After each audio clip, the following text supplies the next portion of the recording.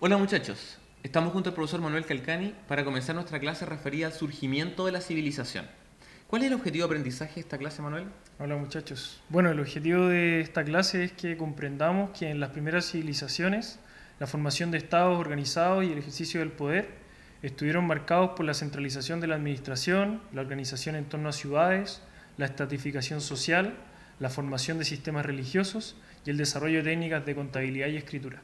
Finalmente nos vamos a centrar en las características que podemos encontrar en una civilización. ¿Qué hace que una cultura, un grupo humano, pueda ser considerada una civilización? Pero para empezar tenemos que ubicarnos temporalmente. Entonces vamos a ver cómo alrededor del año 3200 más o menos antes de Cristo, algunas sociedades agrícolas complejas avanzaron a un mayor desarrollo material y tecnológico.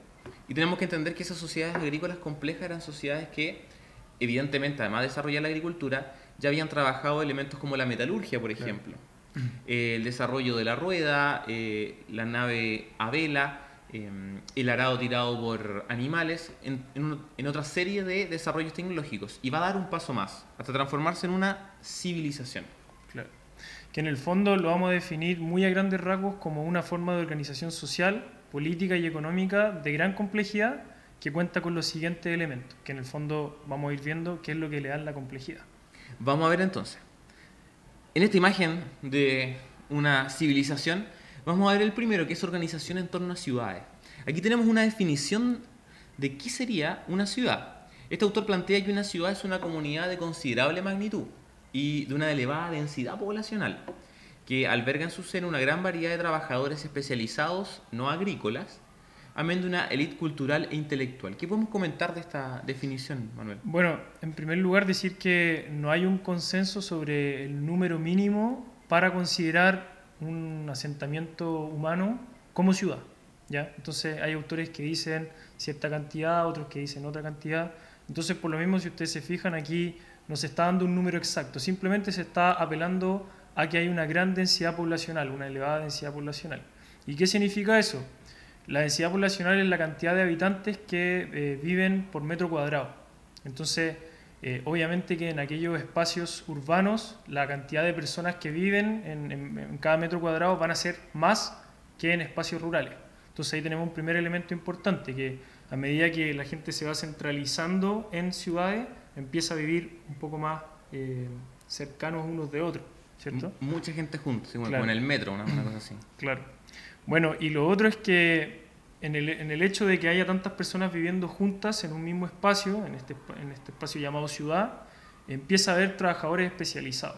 Ya no hay únicamente una banda de cazadores recolectores empecinados en encontrar comida y empecinados en sobrevivir, sino que empieza a haber personas especializadas en distintos oficios, cosa de que todos puedan tener una calidad de vida un poco mejor y se puedan desenvolver de forma más especializada. Y también diferente a las sociedades agrícolas más sencillas, donde todos ayudaban en las tareas, a hacer el pan, en las labores textiles. Pero ya vamos a llegar un poco a la estratificación social. Lo que podemos decir es, como mencionaba Manuel, no hay consenso en torno a la cantidad de habitantes.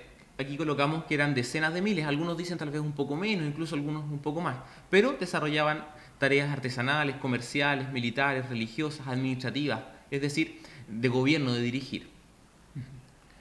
Fíjense, lo que es importante es entender que la ciudad como tal incluía el campo de los alrededores, porque evidentemente tenemos que ver de dónde conseguimos el alimento. Entonces, la base agrícola que sustenta a la ciudad está en los alrededores de aquella ciudad. Claro, y en el fondo, si ustedes lo piensan, una, toda esta cantidad de personas que habitan dentro de las ciudades, que están dedicados a su oficio, no pueden estar preocupados además de estar cultivando sus propios alimentos.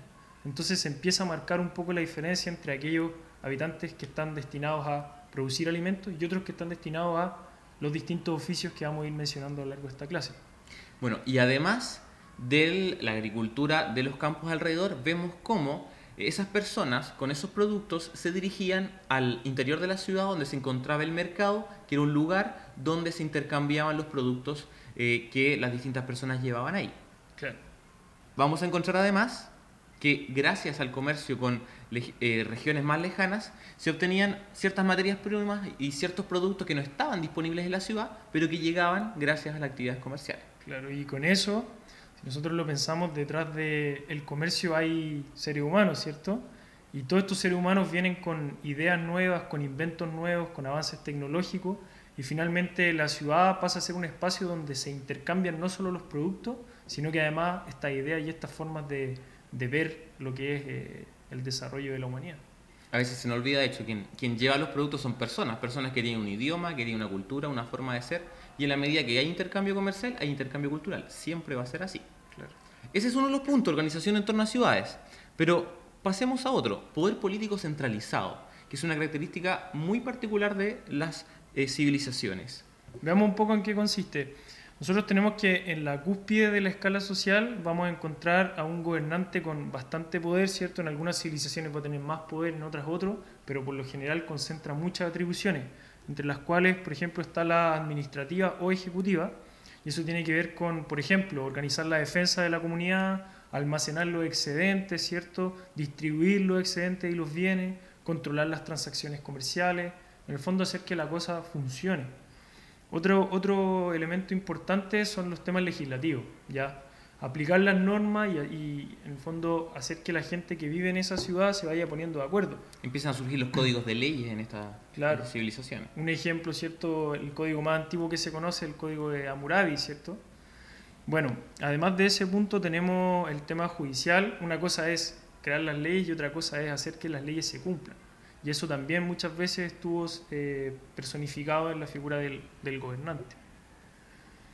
Otro aspecto importante fue el tema de cobrar impuestos, cobrar contribuciones, cosa de que las personas que viven en la ciudad y particularmente la élite pueda sobrevivir, pueda seguir beneficiándose y dedicándose exclusivamente a sus funciones de gobernante. Es un tema que en el fondo va a permitir el surgimiento y la consolidación de una clase dominante.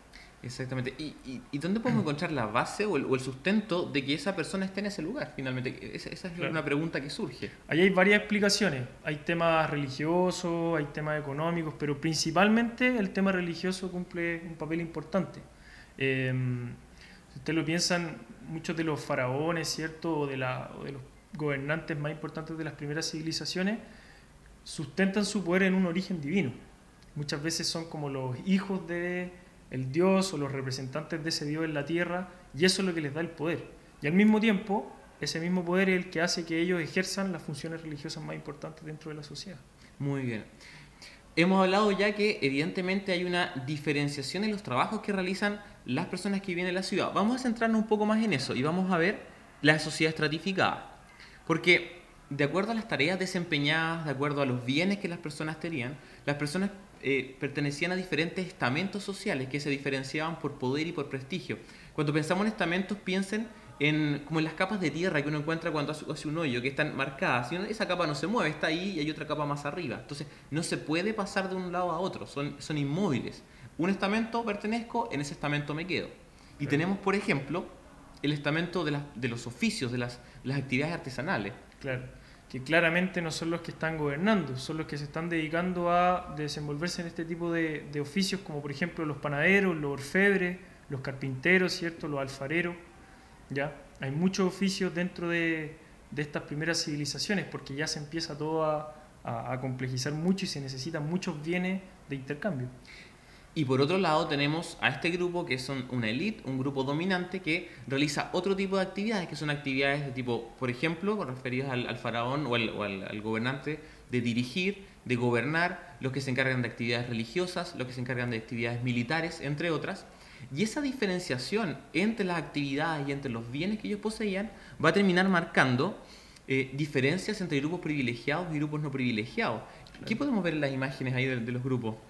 Bueno, por lo general los grupos privilegiados estuvieron ligados al gobierno, ligados también a la religión y ligados también a la defensa. Es un tema súper importante. Si nosotros nos fijamos, estas civilizaciones empiezan a generar riqueza. Y la defensa en ese sentido cumple un rol muy importante para poder protegerte de aquellos que están intentando invadirte o en el fondo poner en riesgo tu propiedad. Y los grupos no privilegiados son los que van a estar dedicados más que nada a los oficios, ¿cierto? Y a las labores del campo. Y eso nos marca que, por ejemplo, para identificarlo en la imagen, vemos que hay grupos privilegiados que sus casas están más ornamentadas, más diseño, más colores, materiales de mejor calidad, trabajadores que se encargaban de los labores del hogar, y en cambio los grupos no privilegiados encontramos casas de menor calidad, con menores recursos, y donde los trabajos, todos los trabajos que del diario vivir los tenían que hacer ellos. Claro. Finalmente, el último punto que vamos a considerar es el de los sistemas de escritura y contabilidad. ¿Por qué? Porque ellos surgen a partir de una necesidad. ¿Cuál es la necesidad a partir de la que surgen? Bueno, son varias. Si ustedes lo piensan, en verdad la escritura hoy por hoy no sirve para muchas cosas. En esos tiempos era lo mismo, pero originalmente hay un tema, en primer lugar, con llevar registro, vinculado al tema del comercio. Por ejemplo, saber cuántos productos te están entrando, cuántos productos estás vendiendo, las operaciones matemáticas básicas, todo eso.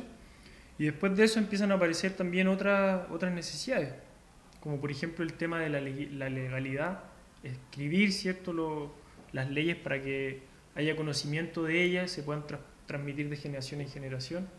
Empezar a acumular conocimiento, el hecho de que, por ejemplo, una generación no parta de cero, sino que parta con conocimientos ya acumulados, con saberes que las generaciones anteriores ya fueron trabajando, fueron puliendo y los dejaron ahí escritos para ellos. Bueno, y para nosotros en el trabajo histórico va a ser un invento sumamente importante porque ya nos permite encontrar registros de estas primeras civilizaciones escritos donde nosotros podemos saber y conocer a partir de lo que ellos mismos escribían de las características de esta civilización. Absolutamente.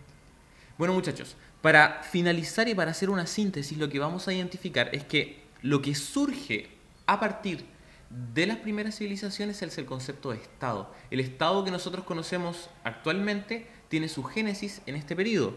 ¿Y cómo podemos definir en términos sencillos el concepto de Estado? Claro.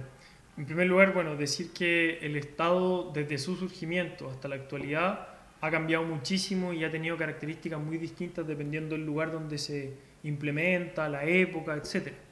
Pero en su estado primario podríamos decir que el Estado es una comunidad social con una organización política común, un territorio y órganos de gobierno propios, y que es soberana, es decir, que puede aplicar sus propias leyes e independiente políticamente de otras comunidades. Y el elemento particular o diferenciador en esta etapa de desarrollo histórico es que el sustento para toda esta estructura estatal es un sustento religioso. Por eso hablamos de una teocracia, donde quien entrega la autoridad o la soberanía, por decirlo de alguna manera, al monarca, al gobernante, es un aspecto religioso, como lo vimos en esta clase. Bien, muchachos, terminamos la clase referida a primeras civilizaciones. Recuerden que pueden encontrarla siempre en historiain.com y si les gustó el video, por favor denle like y suscríbanse al canal. Nos vemos. Nos vemos.